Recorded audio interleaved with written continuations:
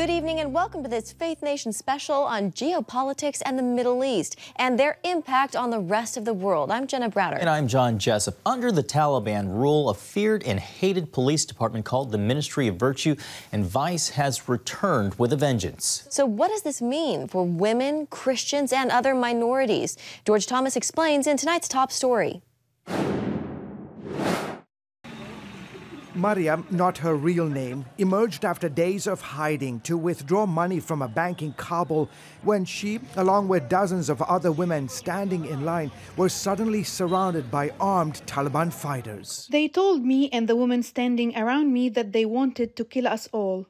In an exclusive interview with CBN News, Mariam, a Christian convert from Islam, told us she thought she was going to die. They called us infidels, that we weren't Islamic enough, and wanted to know why we had left our homes without our husbands. The Taliban fired their weapons into the air to disperse the women. God really protected us. The owner of the bank quickly opened the doors so we could rush in for safety. The frightening moment happening shortly after the Taliban announced their new government leaders. Among them, by the way, 4 radical Islamists who once served in Guantanamo Bay on terrorism-related charges. This is a cabinet that only al-Qaeda could love. The new man tapped to run Afghanistan's internal security, Sirajuddin Haqqani, is on the FBI's most wanted list and comes from a family accused of killing Americans and Afghan civilians. The Haqqani network is one of the most formidable and murderous terrorist networks in the world. The FBI has a $10 million reward for information leading to Haqqani's arrest. The FBI no longer needs to wonder about his location. He's going to be helping to govern from Kabul. Secretary of State Antony Blinken warning that this new Taliban government will have to earn its legitimacy. We understand the Taliban has presented this as a caretaker cabinet. We will judge it and them by its actions. On the streets of Kabul and other big cities, protest and outrage against the new hardline government. These are dark days in my country. These are all dangerous people. These are terrorists who are blacklisted. Tawfiq, also a Christian convert from Islam, told CBN News in an exclusive interview from Kabul that neither the United States nor any other foreign government should give the Taliban legitimacy. How can they? The Taliban have crazy Islamic ideas and don't believe in human rights. The all-male leadership also disbanded the Ministry of Women's Affairs and reinstated the Ministry of Vice and Virtue, one of the most feared and hated departments during the Taliban's last regime.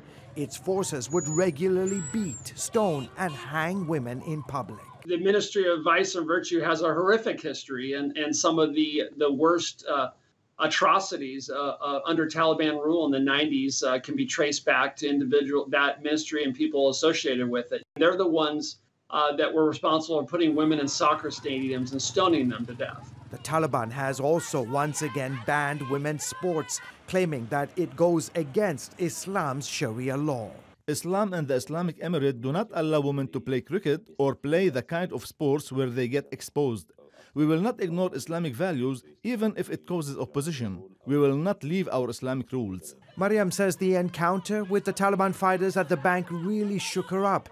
She, along with 20 other Christians, are crammed in a house in Kabul, hiding from the regime's fighters and pondering their uncertain future. I know that the Taliban are strict Islamic believers, but I'm asking Christians around the world to pray for the Taliban, that the Lord would touch their hearts and someday they will know the real kingdom of God and the real king of the world, and that's Jesus. George Thomas, CBN News. Thank you, George. Well, much of the world sees America's pullout from Afghanistan as a geopolitical disaster. For some in the Islamic world, it has a much different meaning. Extremist Muslims see it as the fulfillment of an Islamic prophecy that begins with the raising of black flags and ends with the conquest of Jerusalem. CBN's Chris Mitchell explains. The Taliban Twitter page carried this message: black flags will rise from Khorasan and nothing will be able to return them. The Taliban are now flying their white flags, but black flags come during a time of war. This is very important. I haven't heard this talked about in the mainstream media at all. But if we look at some of the main end-time prophecies within Islam. I mean, one of the biggest prophecies, there's a prophecy that says armies carrying black flags will come from the area of the east or Khorasan. Khorasan is an ancient land that includes modern northwest Pakistan, eastern Iran, and all of Afghanistan. Joel Richardson wrote the best-selling book, The Islamic Antichrist. He explained the importance of this prophecy on the recent CBN webinar, Afghanistan, What's Next After the U.S. Pullout? It says, an army will come from Khorasan carrying black flags. And then it says this, if you see them, give them your allegiance, even if you have to crawl over ice, because this is the army of the Mehdi, or in English, you could just say the Mahdi, the vice regent of Allah. So this is one of their biggest end-time prophecies. Afghanistan is the heart of Khorasan. Sheikh Imran Hossein, a Muslim expert on Islamic prophecies, connects the U.S. pullout in Afghanistan to this prophecy. What is happening in Afghanistan is validating the prophecy of Prophet Muhammad ﷺ, that a Muslim army is destined to come out of Afghanistan, of Khorasan, and no one will be able to stop it until it reaches Jerusalem. The prophecy points here to Jerusalem as the final goal of the Mahdi's army, where it expects to plant its flags there on the Temple Mount. Jerusalem is the barometer. Jerusalem is the epicenter. Jerusalem is the goal. That's Satan's target. That's where Jesus is going to return, reestablish the throne of his father David, and rule the world from.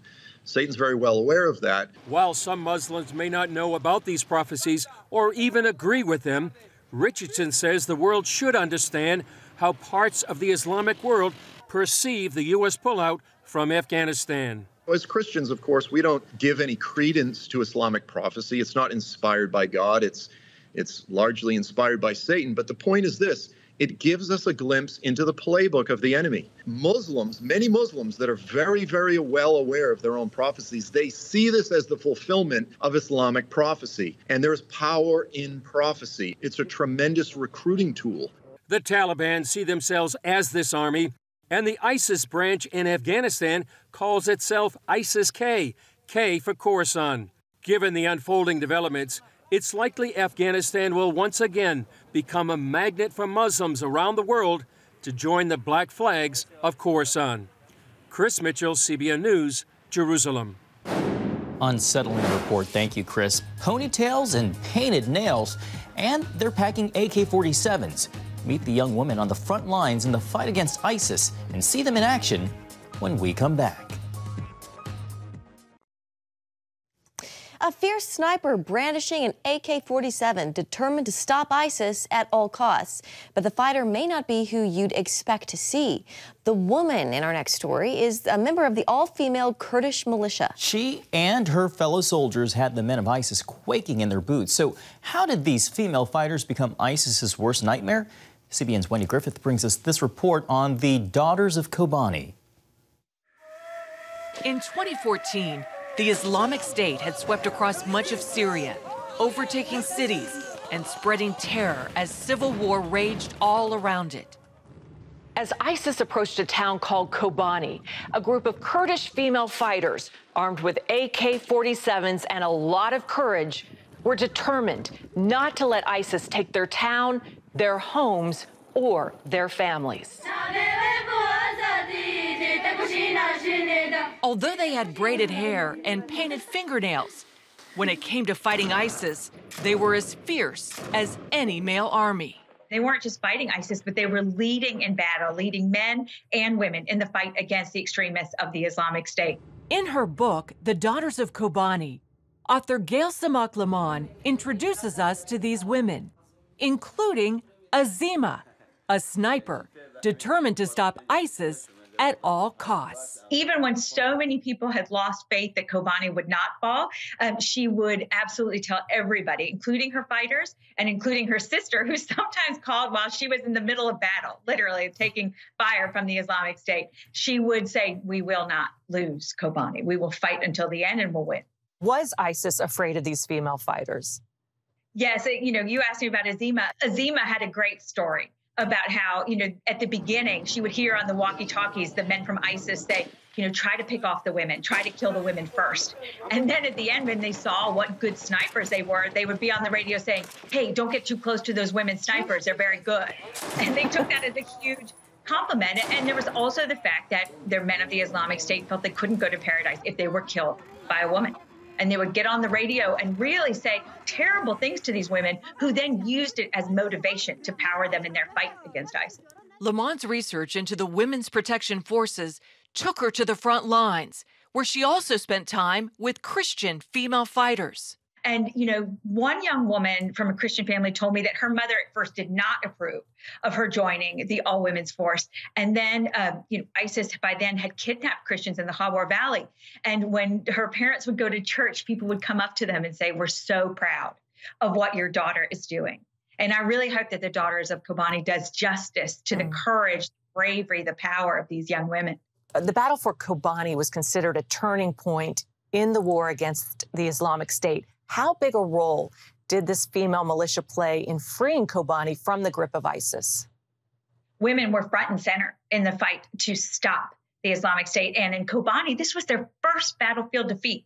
And women played a central role in handing it to them. Lamont says their battle skills earned the respect of U.S. Special Forces fighting alongside them. And there's a story of one man who said, when I saw how many young women, ponytails and AK-47s going off to fight ISIS, I thought, wow, this is definitely a first for me. They are real and true warriors. For many of these women, this was not just about defeating ISIS, although that was their major focus, but giving women more equality in the Middle East. Do you think they achieved that goal? There is no question that the next generation of girls born will see women protecting them in that part of Syria and in that part of the region. And there's a story that's in the book when they finally clear the town of Manbij of the Islamic State. A woman comes out and sort of puts her hands on the faces of the young women and said, we didn't even know you were real. We heard about you, but we didn't know you were real. And I think that's the power of seeing what women can be. About Azima, she was injured not once, but twice. Pretty badly the second time. Whatever happened to her? One of the most beautiful moments of reporting this was when she was telling me about this moment when she's injured the second time by the Islamic State. And you want to talk about force of will. She's sitting there and she says, I will not die because that will be a gift to them. Wow. I will be here to see my people through to victory. And so she's on the radio with her fighters saying, listen, show the men who bought and sold women what we are capable of, and know that even if we fight and die, we will have died for something that matters. Wendy Griffith, CBN News. Thanks, Wendy. Well, so-called grooming gangs preying on young girls. Up next, though the crimes are happening in Europe, why some say the root of the problem starts in the Middle East. Welcome back. For decades in Europe, authorities have been responding to disturbing assaults against women. For possible explanations, many look to the Middle East and the so-called grooming gangs behind the attacks. They're made up by Islamic extremists who drug, rape, and beat young European women and sell into sexual slavery. Here again is George Thomas. For some 40 years, hundreds, perhaps thousands of young women have been drugged, raped, and beaten across dozens of UK cities by men belonging to so-called grooming gangs. They're gangs of men who groom young teenage girls and abuse them for sex and end up, in some cases, imprisoning them and passing them around lots of other guys and lots of other people, even selling them for sex. And these girls get abused for many years. The problem not only continues, it's getting worse. December 2020, British authorities charged 32 men in a grooming gang with 200 sexual exploitation offenses against 8 girls, some as young as 13. Arrests and prosecutions have happened around 40 different cities across the country. In one or two cities, we know there's at least 1,000 victims. So that's many thousands of victims, and many of these victims have been raped and abused by more than one abuser as well. So the scale of the problem is massive. Most perpetrators convicted so far are reportedly Muslim. The majority of their victims are white. My story started over 20 years ago. I was targeted as in my late teens. At the time, Ella Hill, not her real name, was living in Rotherham, north of London, when targeted by a Pakistani Muslim grooming gang and raped, beaten, strangled, suffocated, tortured, almost drowned to death, suffocated to death, really, really brutally harmed, covered in bruises. Hill said it was made clear to her by her attackers that because she was white, a non-Muslim, a virgin, and didn't dress modestly, that she deserved to be punished. She was reportedly raped over 100 times and endured what she says was religiously sanctioned sexual violence and torture. People need to hear it from survivors that these are racially and religiously aggravated crimes. That when I was being beaten, I was being called a white slag, a white whore, a white that over and over again, the references to my whiteness was always at the forefront of my perpetrator's mind, and that was always linked in with religion and his idea of what a good Muslim was and a bad non-Muslim was. She escaped a year later, becoming part of the UK's largest ever child sexual abuse investigation. More than 20 years later, these same assaults in European cities are only getting worse. The sexual violence is increasing because of the number of immigrant men from Muslim-majority countries who are responsible for most of these, not all of them, but for most of these. In her new book, Pray, Somali-born women's rights activist Ayan Hirsi Ali argues that immigration and Islam are major factors threatening women's safety. She documents how a surge of migrants coming to Europe from Muslim-majority countries has led to a spike in rapes, sexual harassment cases, and other violence against native white women. There are groups of men, most of them immigrant, who engage in this behavior of catcalling, calling them whores, trying to touch them, trying to grope them. Sometimes these men act in groups and they start hunting, treating the women like prey and start assaulting them. At the core, Ali says, is an Islamic view that European women are neither pure nor modest, are too free and therefore immoral, deserving severe punishment. When they come to countries where women are free and go about their business as they please, these men are shell-shocked and start to behave really badly. Tim Dieppe, with the UK's Christian Concern, says some European governments are in denial, refusing to admit the problem is partly linked to immigration and Islam. People are afraid to tackle this, afraid to talk about it because they don't want to be called racist. And that means that we're sacrificing young girls on the altar of political correctness. Deep points to a recent UK government report which failed to mention the role Islam may have played in fueling some of the grooming gangs. There are people in the government and the civil service in particular who just didn't want to go down that route. And the excuse they used was, we've not got enough data a lot of the time. But there is evidence and from victims and others that Islam has played a role. Hill says she went to the police 5 times, yet they never did anything. She believes authorities back then were scared to take action for fear of triggering unrest in the Muslim community. This is why I feel compelled to talk about what's happened and what is still happening. As a refugee, Ali says she's not against immigration. She insists, however, European governments must have effective programs to help integrate and assimilate new migrant arrivals. If we don't do that, we're going to empower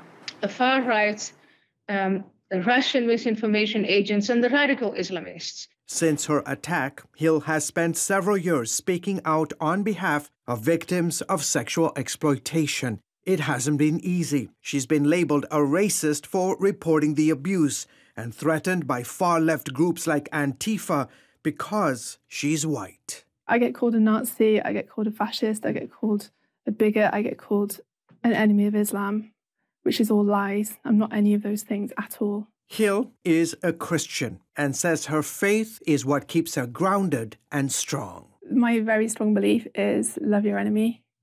So love your enemy, bless those who curse you, and do good to those who spitefully use you. That is what I fall back on. George Thomas, CBN News. Just powerful. Up next on Faith Nation, an astonishing discovery off the coast of Israel. We'll show you next.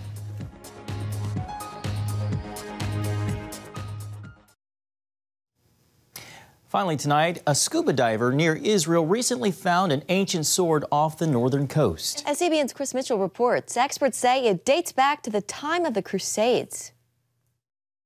Israeli Shlomi Katzin was scuba diving in the Mediterranean Sea off the northern coast of Israel when he discovered the 900-year-old sword. The most interesting thing is that this is one of the first, or as I know, complete sword that ever found in Israel and in a very good preservation.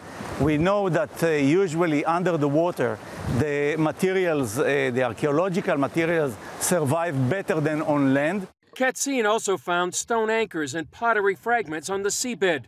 The finds were apparently uncovered by the waves and undercurrents that shifted the sand. Fearing the sword could be stolen or swept away by the currents, Katzin took it ashore and turned it over to the Israel Antiquities Authority.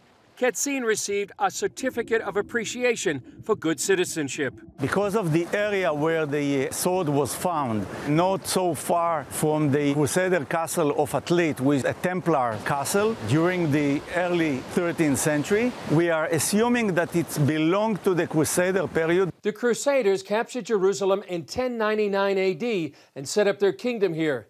They ruled the area of the Holy Land for nearly 200 years. Following the weight of the sword, we assume that the knight that hold this sword was very strong, because to fight with this weight and this size of sword, it wasn't so easy. Even today, to hold it, it's heavy. The sword has been sent to the IAA laboratories in Jerusalem. Researchers will x-ray it and begin to clean off encrusted shells and ocean debris. Then they'll decide how best to preserve it. Chris Mitchell, CBN News, Jerusalem. All right, thank you, Chris. And that's going to do it for Faith Nation. Really cool discovery. We'll see you next time.